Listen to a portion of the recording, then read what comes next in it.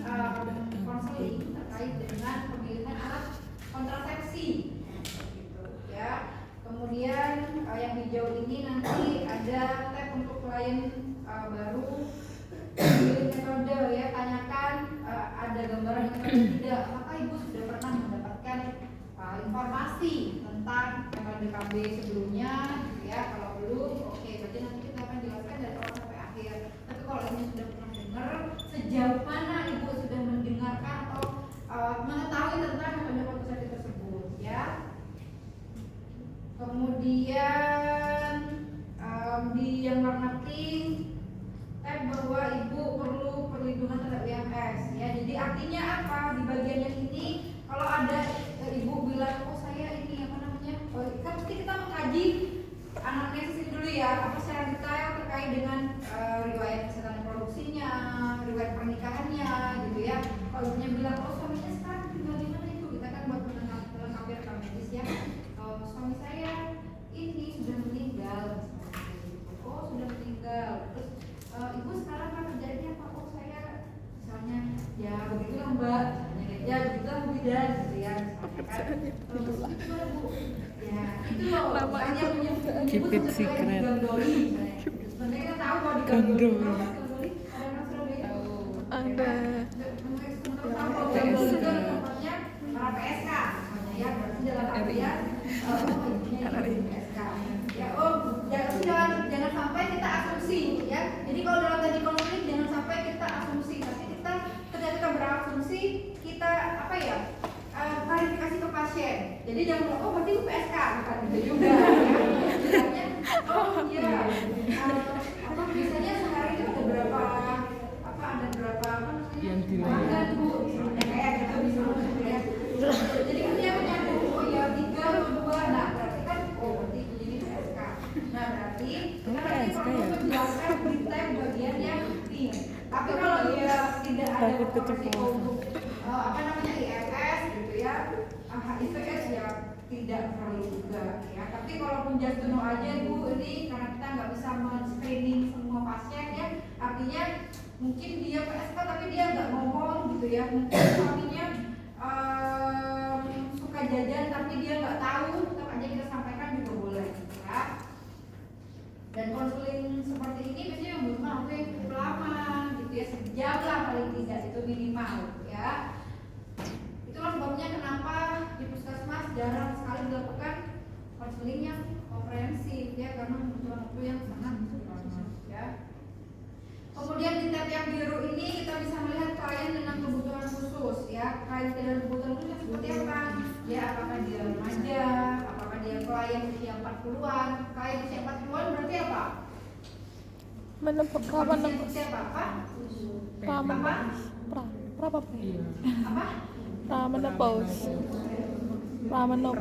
Ya, pramenopause atau premenopause ya, menunjukkan menopause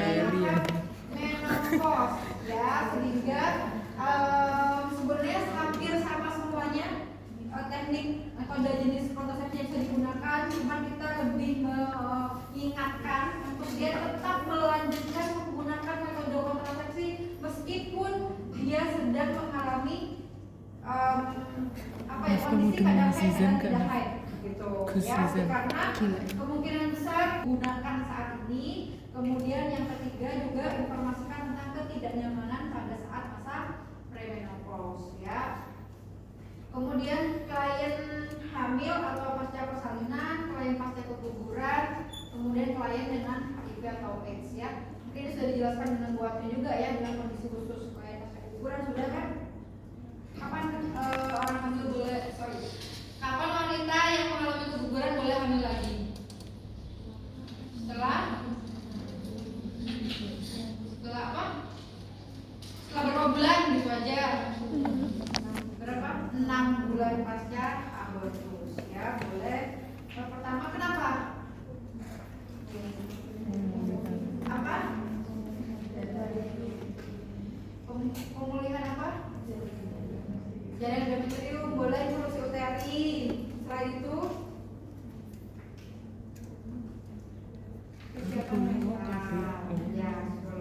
ya. Tapi bisa nggak sebenarnya ibu hamil, dia setelah 2 bulan hamil lagi. Bisa. Bisa, ya. Aman nggak? Insya Allah. Hah? Kurang. Kalau nggak aman, kenapa nggak amannya? Karena belum 6 Kayak bulan. aliran depan jauh. Kemudian yang warna ungu ini untuk pasien dengan kunjungan ulang. Yang lihat minggu lalu ya. Ini jam berapa? Astagfirullah, nggak cukup ini gimana dong?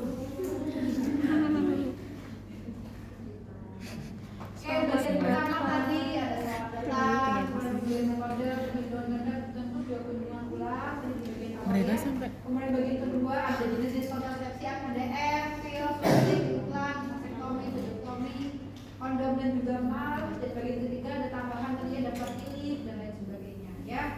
Kriteria klien yang memperoleh manfaat ABPK untuk klien baru bisa digunakan ABPK-nya ya, yang memerlukan bantuan klinis metode kontrasepsi yang paling sesuai dengan kebutuhan fertilitas dan kondisi dan Iya, aku sesuai mereka. dengan Jadi ini. klien baru tentunya kan belum pernah mendapatkan edukasi misalnya tentang KB misalnya. Jadi kita bisa menggunakan ABPK dari awal sampai akhir untuk dijelaskan terkait dengan jenis metode yang mungkin cocok untuk ibu ya. Klien dengan kebutuhan khusus, kemudian klien dengan kebutuhan ulang ya. Nah, ini mungkin teman-teman sudah di luar kepala ya bahwa konseling merupakan proses komunikasi ya yang dibangun oleh penyedia layanan atau konselor yang ditujukan kepada klien atau konseli. Dalam hal ini adalah calon asesor KB ya. Ingat, calon asesornya adalah pasangan suami dan istri ya. Dengan kebutuhan mereka ini mendapatkan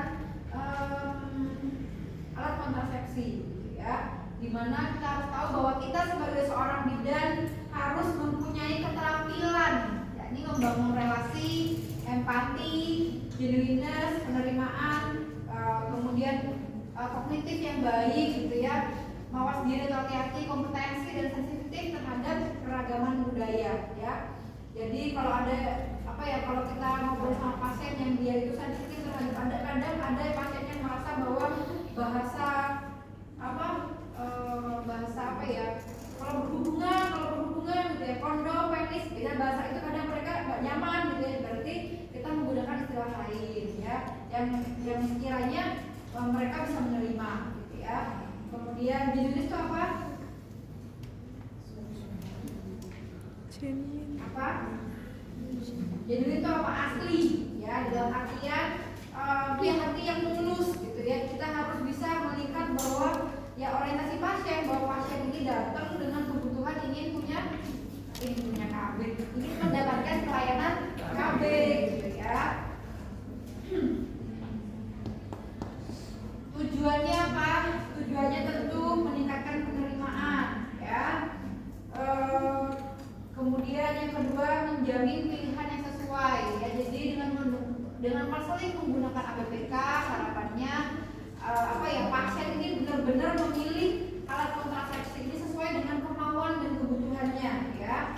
Kemudian menjamin pilihan yang sesuai. Jadi pasien merasa ketika dia sudah mendapat informasi tentang KB, ketika dia memutuskan untuk pakai IUD atau implan, mereka merasa bahwa pilihan dia adalah pilihan yang paling tepat. Nggak datang tiba-tiba seminggu lagi datang, Bu ternyata pakai IUD itu kayak begini ya, saya nggak mau, Bu nggak jadi, saya pakai ini tolong dilepas lagi. Ya.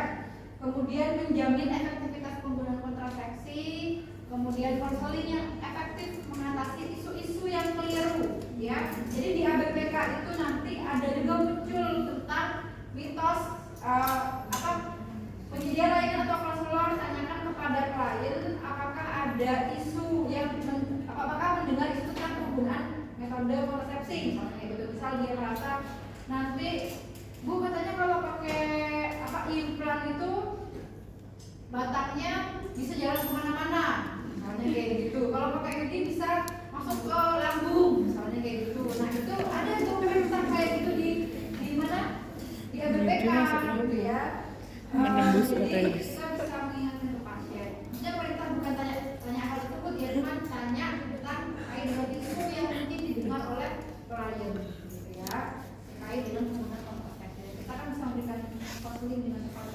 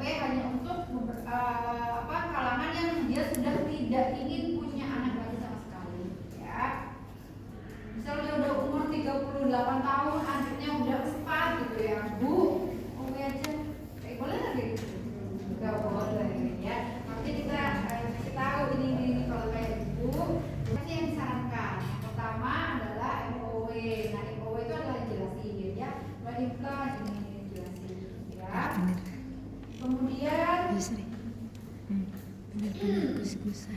Pelaksanaan konseling KB dengan ABPK, Asmio di mention. ya, kita harus memperhatikan Jangan-jangan, hal berikut, bahwa ya. yang mengambil keputusan adalah klien ya, bukan kita ya, mengambil keputusan ya. Jadi kalau ada klien dan toh misalnya masih kita lihat kok umurnya sudah 28 tahun ya, dia baru selesai hamil anak pertamanya umur 2 tahun misal ya, terus setelah itu kita bilang, dia bilang, bu saya mau pakai KB, bu kok baru pakai KB sekarang, gimana aja, udah dia pakai ID aja, nah kita nggak boleh ya, kita harus tetap menjelaskan dengan menggunakan KB PK ya. Kemudian penyedia itu berupaya dalam menimbang berbagai informasi mengenai KB. Jadi kalau klien kepentok, bu menurut ibu gitu ya gimana? Oh iya, kalau menurut tadi yang saya jelaskan, yang memang yang jangka panjang yang paling memungkinkan adalah AKDR, misalnya karena efektivitasnya tinggi gitu ya. Berapa efektivitasnya AKDR?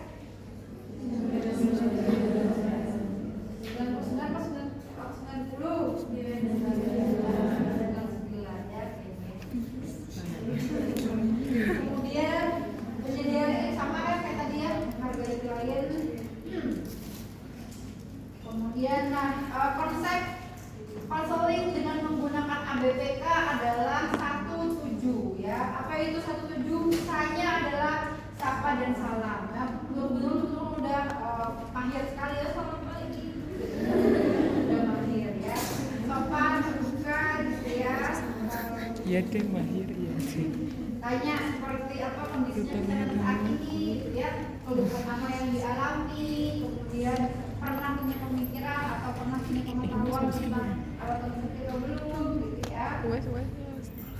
Iya, mau perasaan sebenarnya. Kemudian T-nya tanyakan ya, pertama tanyakan Ya, perencanaan 17 keluarga. enggak tuh? Oke, tadi berarti ada di poin T ya. Oh, Raisa terinspirasi dari Tanyakan pengalaman berKB KB. ibu, apakah sudah pernah berKB sebelumnya gitu ya.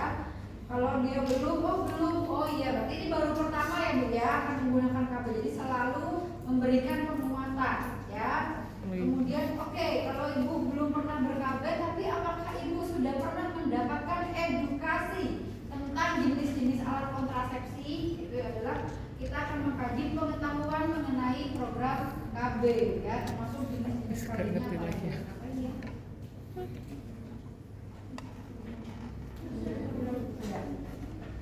Kemudian tanyakan juga ibu rencananya memiliki anak berapa, itulah kenapa sebabnya pada saat konseling KB kita harus mendatangkan suami dan istrinya ya, karena ternyata banyak sekali fenomena istrinya pengen punya anak satu aja gitu ya, karena merasa repot setelah menjalani semuanya, jadi tapi si suaminya pengennya anaknya 4 dimusyawarahkan dulu ya. Benar mengamalkan poligami. Mengenai produksi terkait dengan pemahaman mengenai HIV/AIDS gitu ya. Mungkin juga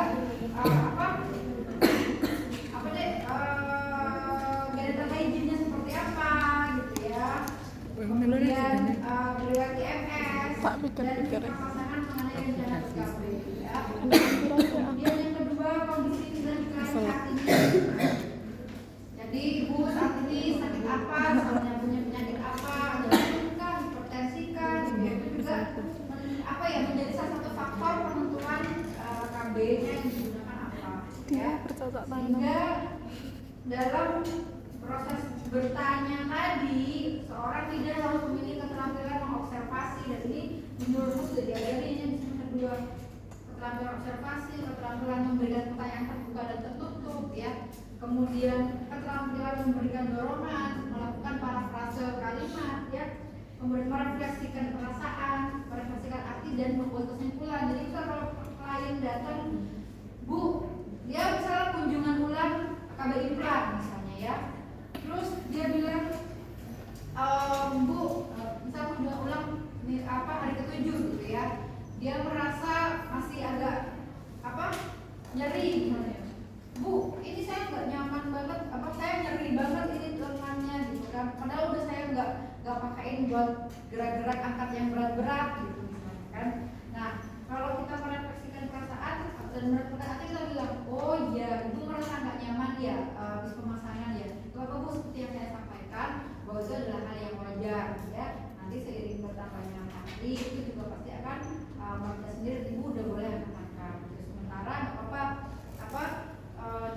dulu, tapi pastikan tidak ada nanah, tidak ada darah yang berlebih dan lain sebagainya. Kita misalnya kayak gitu ya, kita apa ya, refleksikan perasaan. Kalau dia bilang bapaknya bilang dia misalnya pasiennya pakai KBID gitu kan ya, terus dia datang mau ganti ke pil aja gitu kan, Bu ini saya mau ganti metode pil gitu ya, kemarin kan pakai IUD sudah 2 tahun gitu, terus baru katakanlah baru setahun gitu kan, tapi ini bapaknya minta ganti ganti yang pil aja. Bapaknya bilang iya Bu, soalnya nggak nyaman gitu kan, kerasa banget ininya benangnya gitu. Udah nggak usah bayar macam-macam.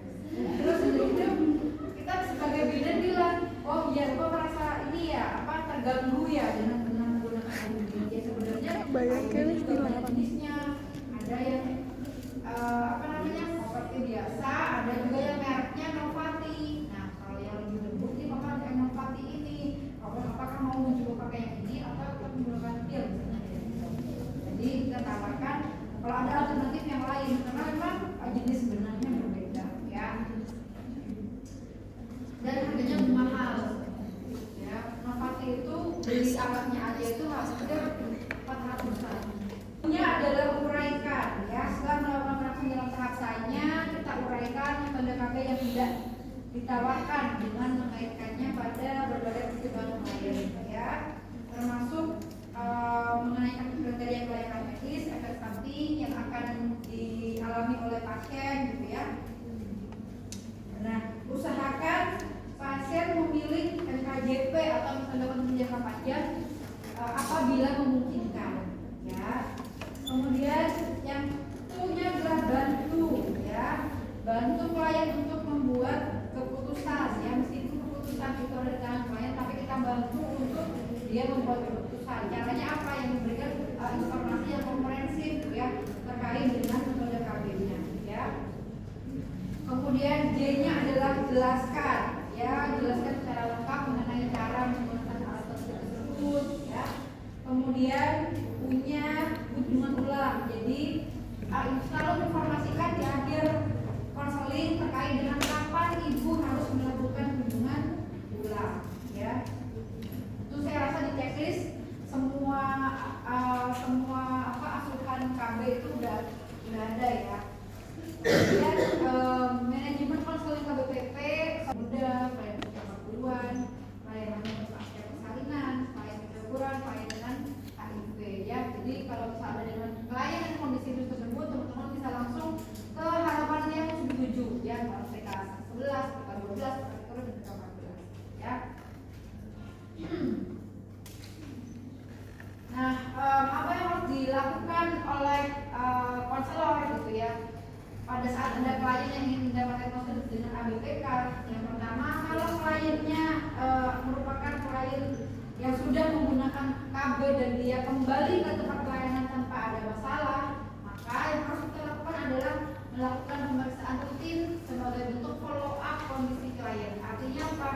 Ya kalau dia klien AKDR gitu ya, atau klien IUD, dia datang ke kita ya, kembali ke kita untuk bilangnya mau cek benang IUD gitu ya, ya sudah, berarti kita melakukan pemeriksaan rutin, misalnya apa ya, BB, TB gitu ya. Kemudian kita cek benangnya masih ada atau tidak, terlihat atau tidak benangnya dan lain sebagainya ya. Tanyakan keluhannya, apa ada pendarahan yang normal atau tidak, ada rasa nyeri panggul atau tidak ya, tanyakan itu ya. Memeriksa kondisi klien sesuai dengan KB yang telah dipilih, memeriksa dampak dari metode yang dipilih terhadap diri klien dan hubungannya dengan pasangan ya, tadi yang perlu jelaskan. Jadi kalau soal datang yang lanjutan, sekarang kita memeriksakan pasiennya, benangnya gitu ya. Kita juga tanya, gimana Bu? Apa nggak rewel nggak? Maksudnya nggak ngomong nggak nyaman atau apa gitu ya. Tetap itu harus ditanya. Kemudian kalau kliennya kembali dengan masalah tertentu ya, pasti tetap kita memeriksa kondisi klien yang metode yang sudah dipilih, memeriksa terhadap dampak dari pemakaian metode, identifikasi masalah yang dihadapi oleh klien. Jadi misal klien pasang IUD gitu ya, terus setelah beberapa bulan dia pengen kontrol, dia bilang perdarahan banyak banget padahal bukan waktunya